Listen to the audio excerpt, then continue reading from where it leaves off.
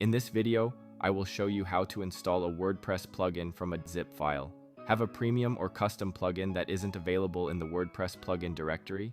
Here's how to install it using a zip file. First, make sure you have downloaded the plugin's .zip file to your computer. Do not extract the file, as WordPress requires the plugin to remain in .zip format.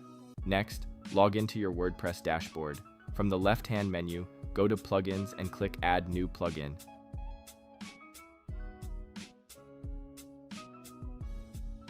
At the top of the page, click the Upload Plugin button. Then click Choose File and select the plugin's .zip file from your computer.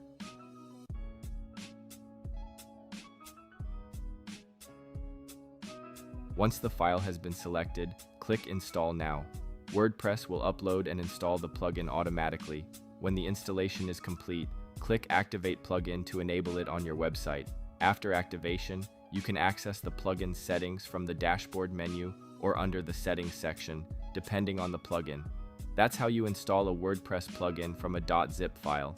If you found this video helpful, subscribe to our channel.